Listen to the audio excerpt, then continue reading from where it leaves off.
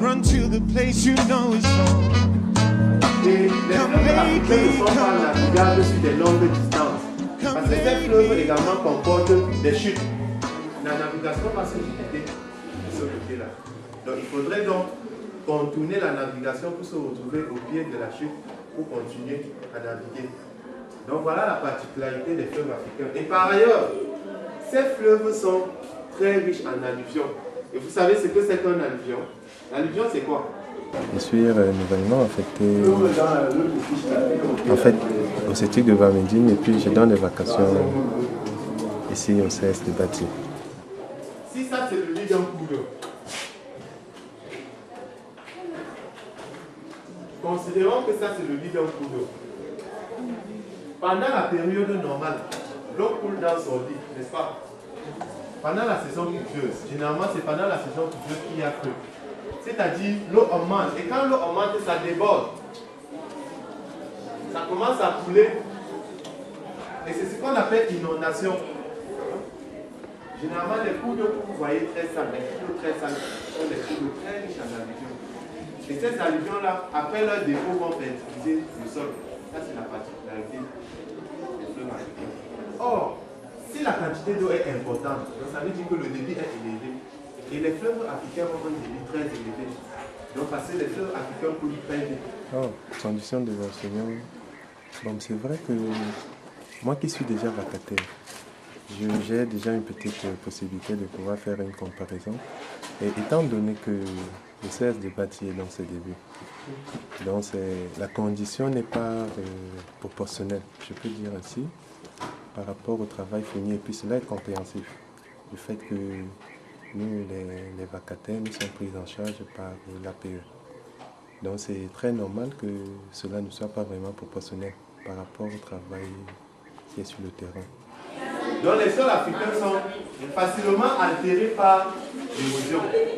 C'est pour ça qu'on dit que les sols africains sont très fragiles. D'autre part, l'Afrique offre des grandes variétés de paysages. Donc ça veut dire que l'Afrique a une formation végétale très diversifiée, une formation végétale très riche.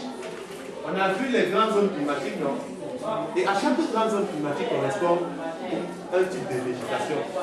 Bon, et puis sur le plan général, la condition des enseignants, c'est vrai, on nous parle toujours d'un test, le test des enseignants qui n'est pas encore appliqué. Et pour nous, l'espoir, c'est qu'un jour on puisse les appliquer.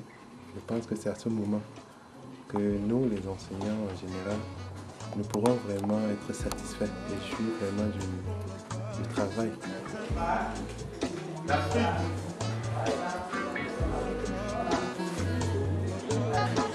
Oh.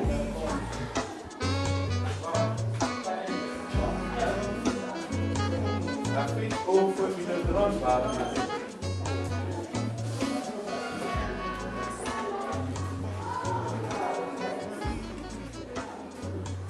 Le paysage.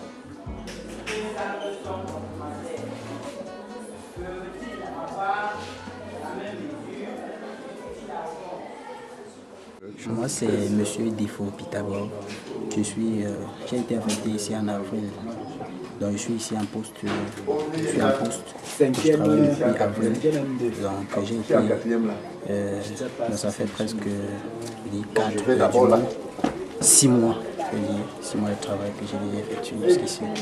J'enseigne les mathématiques.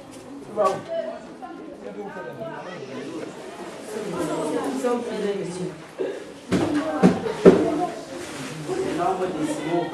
Voilà. On va dire que pour comparer deux nombres décimaux, qu'est-ce qu'il fallait?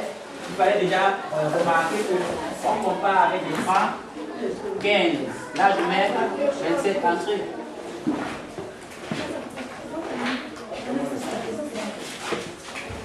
Le premier serait marquer les nombres à partir entière.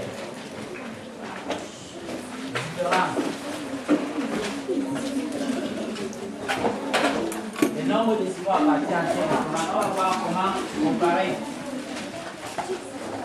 On va effectivement comment comparer deux nombres décimaux. On a déjà dit petit 2. taux de comparaison.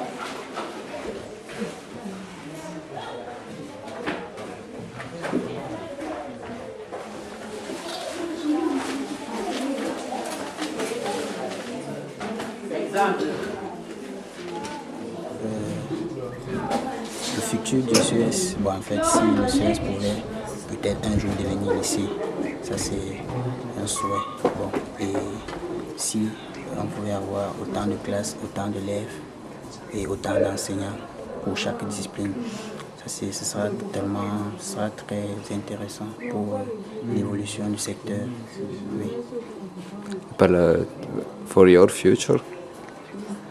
Pour mon futur, j'espère bien, peut-être, bon, puisque nous sommes des fonctionnaires, nous sommes appelés à travailler partout au Cameroun, donc demain nous pouvons être affectés ailleurs.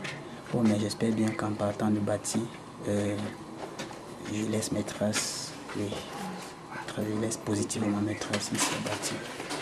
Okay.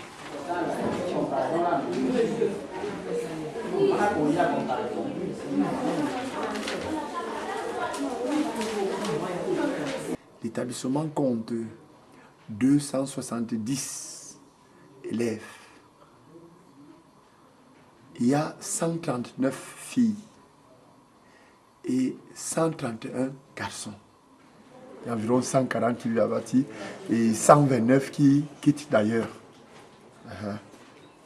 Donc, il y en a qui viennent de Bamenjing, d'autres qui viennent d'un peu plus loin là, de Kenegang et autres.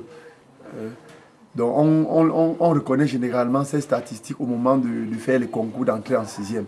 Puisque les écoles publiques qui sont dans ces quartiers et dans ces villages, quand ils nous donnent des statistiques, on peut aisément reconnaître. En tout cas, la plupart d'élèves qui vivent à Bati pour ici. Mais il y a aussi un effectif très important qui quitte un peu de partout là pour ici. Donc voilà pour l'établissement. Et pour le moment, nous avons 8 salles de classe. Le gouvernement a promis de nous construire 2 autres salles de classe, mais le chantier n'est pas encore lancé.